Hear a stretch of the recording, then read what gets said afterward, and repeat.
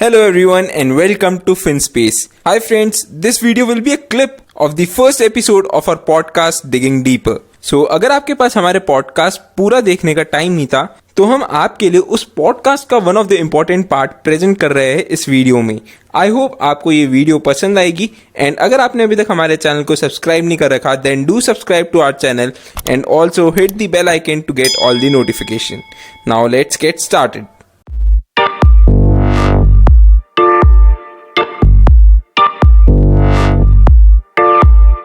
Next बात अगर अपन करें तो कुछ इन्वेस्टर्स जैसे जो मतलब बहुत रिटेल इन्वेस्टर है, बहुत न्यू कमर्स है, तो वो क्या करते हैं, वो बड़े इन्वेस्टर्स हो गए राकेश झुनझुनवाला या आर के धमानी सर, मतलब इन सारे सर मतलब इन सबको जैसे मनी कंट्रोल पे कोई आर्टिकल आया राकेश झुनझुनवाला ने एक स्टॉक खरीदा है अभी, सो उसको देख के वो इन्वेस्ट कर देते.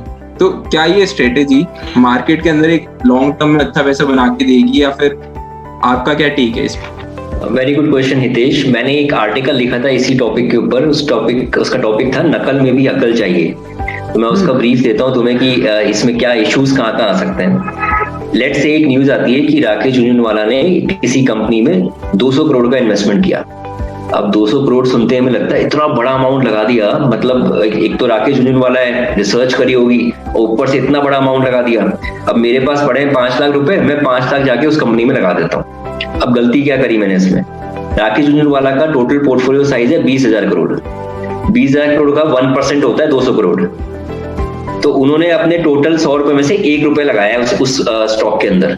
और मैंने कितना लगाया है? मेरे पास 100 रुपए पड़े थे, मैंने 100 के 100 रुपए उसमें लगा दिए या 50% उसमें लगा दिए. राइट. अब 200 करोड़ बोलने में डेफिनेटली बहुत बड़ा अमाउंट है, पर आप ये देखो कि उनके लिए कितना बड़ा अमाउंट है, उनका कितना कन्विक्शन है स्टॉक के अंदर. वो इससे पता लगता है कि उन्होंने सिर्फ 1% लगाया है अपने पोर्टफोलियो का. हालांकि 1% छोटा अमाउंट नहीं है, नो डाउट, बट अगर आपको कॉपी करना है तो कम से कम कॉपी तो अच्छे से करो. आपके पास 10 लाख रुपए पड़े, 10 लाख का 1% होता है 10,000 रुपए. 10,000 रुपए लगा दो अगर कॉपी करना ही है तो. 5 लाख पड़े 5 लाख का 1% होता है 5,000 रुपए. 5,000 रुपए लगा दो स्टॉक में. तो एक तो कॉपी अच्छे से करो, नंबर 1. नंबर 2, हर इन्वेस्टर का मैं ये भी देखता हूँ, राकेश झुनझुनवाला का पोर्टफोलियो लेट से आपके सामने है, आपको पता है उन्होंने इन 20 स्टॉक में पैसा लगाया है और प्रोपोर्शन भी आपको दिख रहा है कि इसमें 10%, इसमें 20%, इसमें 30%, इसमें 5%. तो कॉपी करो तो अगेन पूरा अच्छे से उसको एज इट इज कॉपी करो. अगर आपको लगता है कि वो अगले 20 साल में 20% रिटर्न कमाने वाले हैं और मुझे भी उतना ही कमाना है, तो एटलीस्ट उनको एज इट इज कॉपी करो, उनके स्टॉक्स को उसी प्रोपोर्शन में. क्योंकि वो जितना कमाएंगे उतना आप तभी कमा पाओगे जब आप उनको एज इट इज कॉपी कर रहे हो. अभी थोड़ी देर पहले मैंने एग्जांपल दिया था, आप किसी भी सक्सेसफुल इन्वेस्टर का वेल रिसर्च पोर्टफोलियो उठा लो, 10 में से 2 स्टॉक्स पक्का लॉस करके देंगे. अब आपने अगर उन 10 में से कोई 5 स्टॉक उठा लिए तो यू वुड नॉट नो कि 5 जो स्टॉक उठाए हैं उनमें से वो 2 खराब वाले भी आ गए या 2 अच्छे वाले आए हैं कि सारे एवरेज वाले आए हैं. तो वो वाली बात हो गई ना, वो इन्वेस्टर बनते बनते आप स्पेकुलेटर बन गए. तो कॉपी कर रहे हो तो अच्छे से करो. अब आप बोलोगे नहीं मेरे को इसमें कंसर्न है, मैं ना पूरा तो अपना पैसा राकेश झुनझुनवाला के हिसाब से नहीं लगाना चाहता. फेयर इनफ, आपके पास 100 रुपए हैं, आप 50 रुपए कॉपी करना चाहते हो राकेश झुनझुनवाला का पोर्टफोलियो, पर उस 50 रुपए को तो एज इट इज कॉपी करो. बाकी 50 को आप किसी और के ऊपर कॉपी कर लो या आप अपने हिसाब से कर लो, पर जितना कॉपी कर रहे हो उतना तो पूरा कॉपी करो. नंबर 1, क्योंकि अदरवाइज आप एक तो गैम्बल, आप प्योर गैम्बल खेल रहे हो. फिर तो अगर आपको लगता है ये 10 में से मैं 5 अच्छे उठा लेता हूँ, तो राकेश झुनझुनवाला ने 5 खराब स्टॉक क्यों रखे हुए हैं? वो हमें नहीं पता आज कौन से अच्छे हैं कौन से खराब हैं. आपको हर इन्वेस्टर में कईयों को देखता हूँ कह रहे हैं वो 10 स्टॉक उनके पास है, सक्सेसफुल इन्वेस्टर है वो, मैंने उसमें से 5 उठा लिया अपनी रिसर्च करके. तो उन्होंने क्यों 5 रखे हुए बाकी खराब स्टॉक्स? यू नेवर नो कौन से 5 अच्छे कौन से 5 खराब है. राइट. और थर्ड सबसे इंपॉर्टेंट पॉइंट जिसकी वजह से आप शायद ये कॉपी करना ही छोड़ दोगे, सेबी का एक रूल है जो ज्यादातर इन्वेस्टर्स को नहीं मालूम. अगर आपका किसी भी इंडिविजुअल इन्वेस्टर का इन्वेस्टमेंट या किसी इंस्टीट्यूशन किसी कंपनी का इन्वेस्टमेंट किसी स्टॉक के अंदर 1% के ऊपर होता है तो उसकी डिटेल्स एनुअल रिपोर्ट में या क्वार्टरली रिपोर्ट आती है, शेयर होल्डिंग रिपोर्ट बोलते हैं उसको, जो कंपनी रिलीज करती है हर क्वार्टर में अपने रिजल्ट्स के साथ. उसमें वो डिटेल आ जाती है कि राकेश झुनझुनवाला का हमारी कंपनी में इतना स्टेक है, 1.2, 1.01 या 2.2 या 2.4 जो भी स्टेक है. 1% के ऊपर होता है तो ही आती है वो न्यूज. ठीक है. अब कई इन्वेस्टर्स ऐसा करते हैं, एज अ स्ट्रेटेजी करते हैं, उसमें कुछ गलत नहीं है. वो क्या करते हैं, आज मान लो मेरे को किसी कंपनी में पैसा लगाना है, मैं उसमें 1% नहीं लगाऊंगा, मैं 1% से थोड़ा कम लगाऊंगा, 0.8, 0.9. उससे होगा क्या, पब्लिक को न्यूज नहीं पहुंचेगी. मैंने लगा दिया आज 200 300 400 500 करोड़ रुपए उस कंपनी के अंदर। अब आफ्टर 5, और मैं लॉन्ग टर्म इन्वेस्टर हूँ, आफ्टर 5 6 7 8 इयर्स मैंने उस स्टेक को 1 के ऊपर कर दिया, थोड़ा सा पैसा और लगाया, 1 के ऊपर कर दिया। अब वो न्यूज पब्लिक को मिल गई कि राकेश झुनझुनवाला ने या XYZ इन्वेस्टर ने 1.2% स्टेक लिया इस कंपनी में। पर लोगों ने ये नहीं चेक किया या ये चेक नहीं कर पाए कि उसमें से मेजॉरिटी स्टेक तो 8 साल पहले लिया था मूंगफलियों के भाव पे, पीनट्स पे। हाँ। अब तो ये शेयर की प्राइस इतनी हो गई और अब सबके सब उस रेट पे लेने भाग रहे हैं उसको, राइट। तो वो स्टॉक और बढ़ जाता है। तो वो एक स्ट्रेटेजी है, उनको भी पता है, सेबी का लॉ है 1% के ऊपर देते ही पब्लिक को इन्फॉर्मेशन पहुंच जाएगी।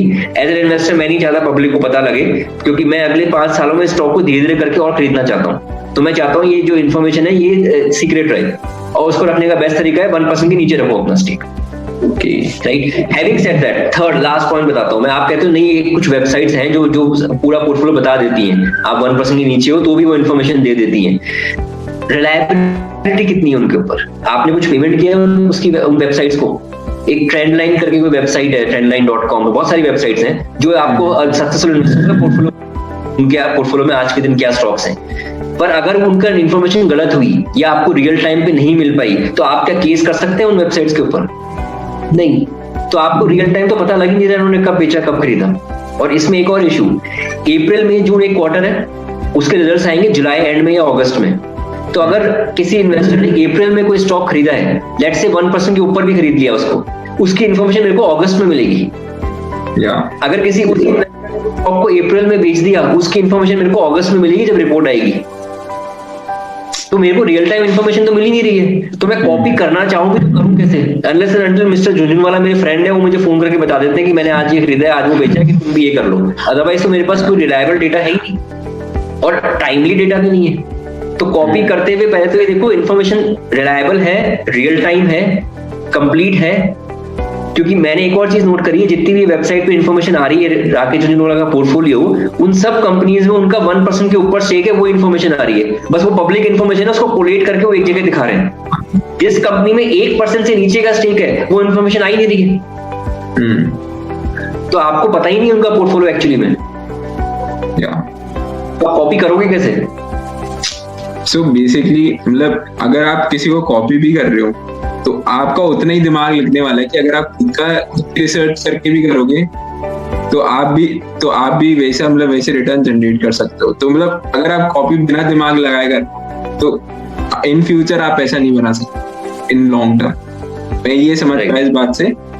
तो आपको दिमाग तो लगाना ही पड़ेगा, तो या तो किसी को कॉपी करने में दिमाग लगा लो या फिर खुद की रिसर्च करने में लगा लो।